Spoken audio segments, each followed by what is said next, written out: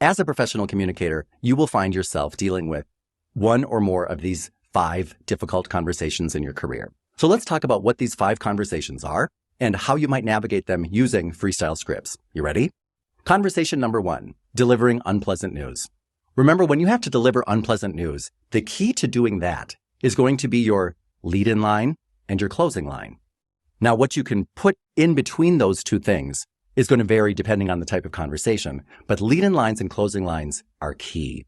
Lead-in lines set the tone, grab the attention of the other person, open up the lines of communication, and set the stage. A good lead-in line consists of 3 components. Number 1, they are short.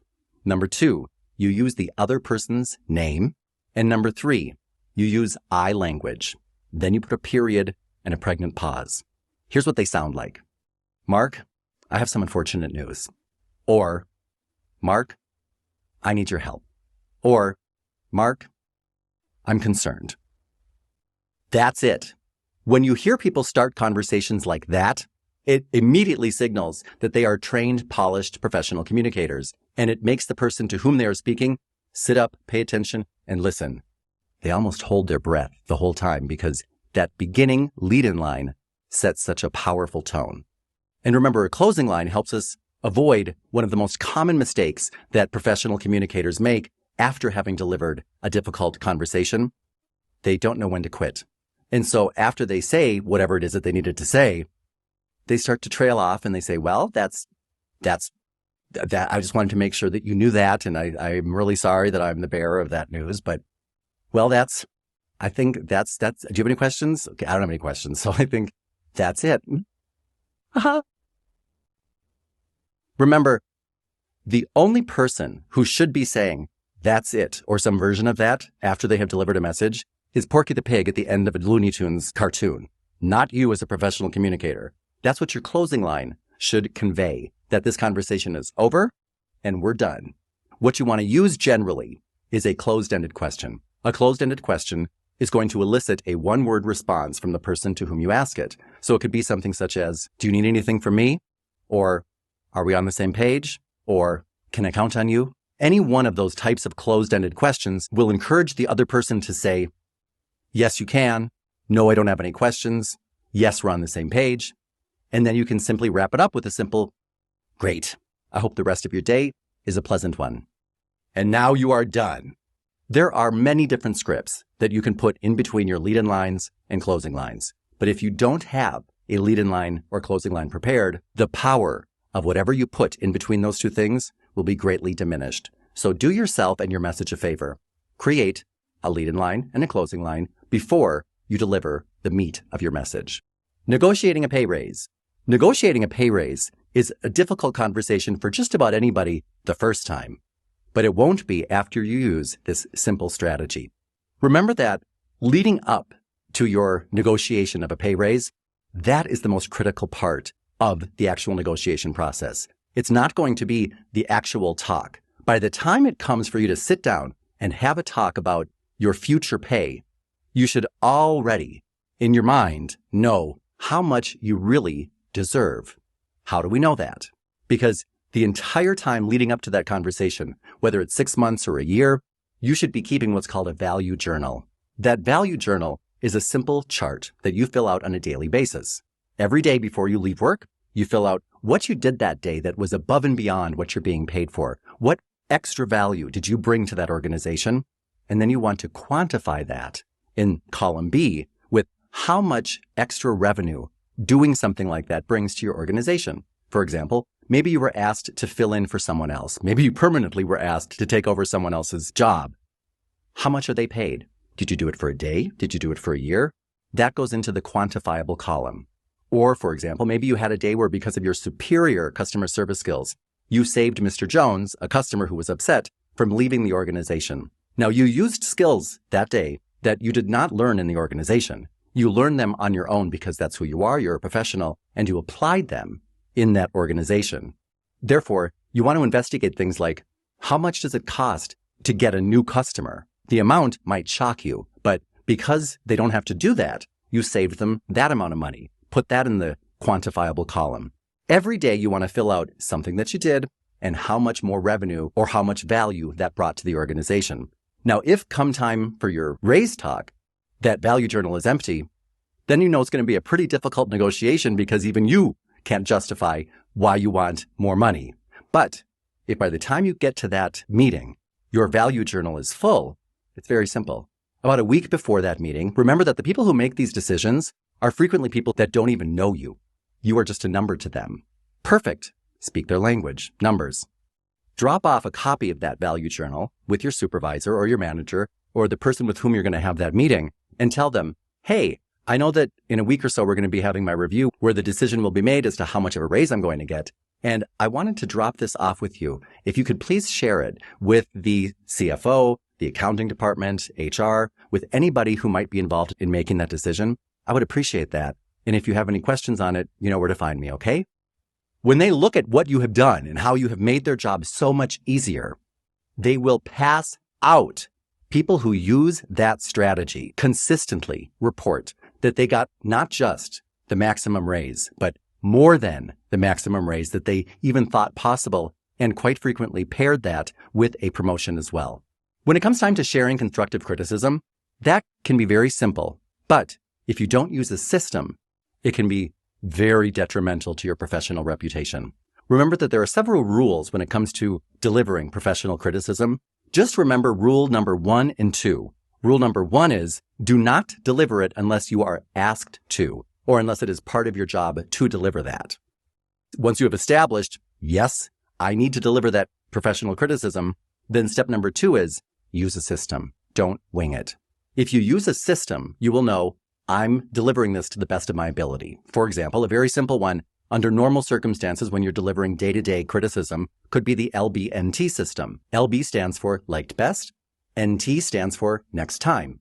So for example, I could say to somebody who I'm critiquing about their presentation, I could say something such as, I enjoyed the passion with which you delivered your presentation today. I believe that if next time you invested more in the details and substantiating evidence, it would be even more compelling.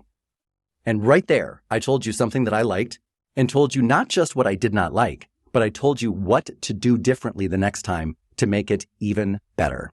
And you'll notice that, by the way, I did not say, I think that would make it better. Don't use words like better when you're delivering criticism. I think that would make it better. What does that mean? Would it be more compelling, as I mentioned? Would it be more customer focused? Would it be more economical? Use specific words when you're delivering your criticism, and that will make the value of your criticism dramatically increase. Declining requests or saying no is number 4 in one of the top conversations that we're going to need to have as a professional. And it's one of the conversations that most people, frankly, avoid altogether. They simply say yes when they should say no.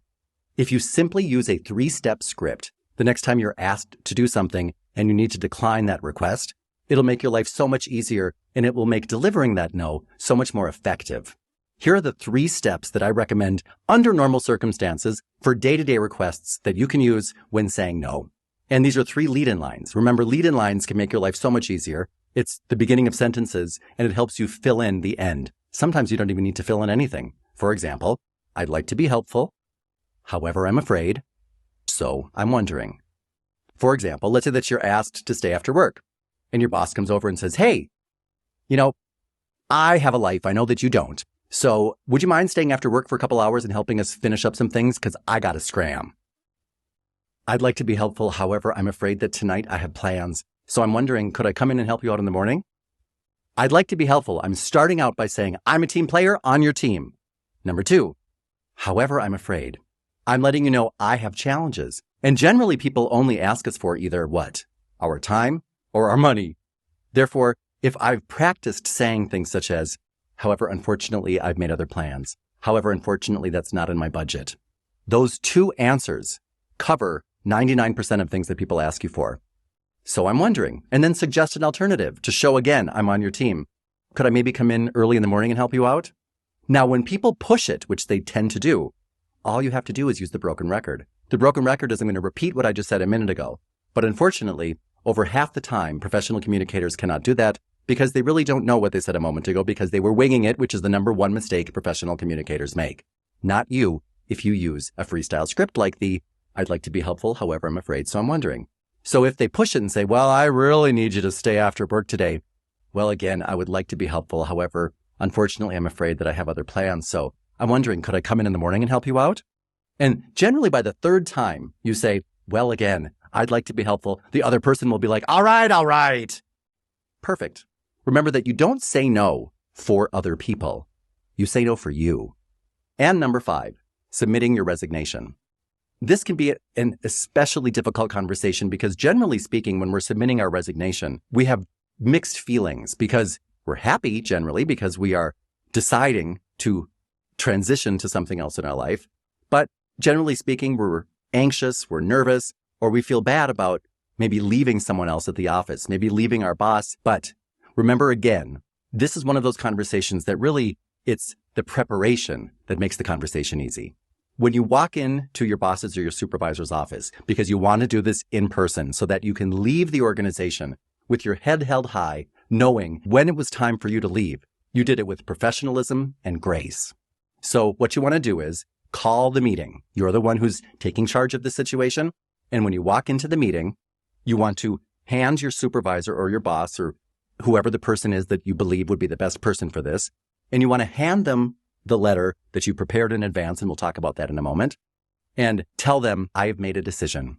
And sit down with your chest to the sky and your posture as high and proud as it can be. You want to look at them and wait until they finish reading the letter, and you don't say a word, and you don't smile, you don't fidget. You practice simply sitting there and letting them read it and absorb the information. And in that letter, you've already prepared it. It has all the technical things that a resignation letter should have. Again, I put together the list of the 10 technical things that your resignation letter should have below in the description. So click on that if you would like that. But all you do is prepare it, hand it to them. Now, in that letter, you say nothing negative. You simply tell them when you're leaving, how you're transitioning, how you'll prepare, if and how you'll be available in the future to help out. And that's going to be it. Everything that you put on the record is going to be positive and is going to be something that you can stand by for the rest of your career and keep your head held high because you acted in a professional way, not only while you were there, but as you were leaving, which is really the telltale sign of how professional one is. Not how you behave in a relationship, but how you behave when you transition from or end that relationship. So you probably noticed the key to any one of these conversations is going to be preparation.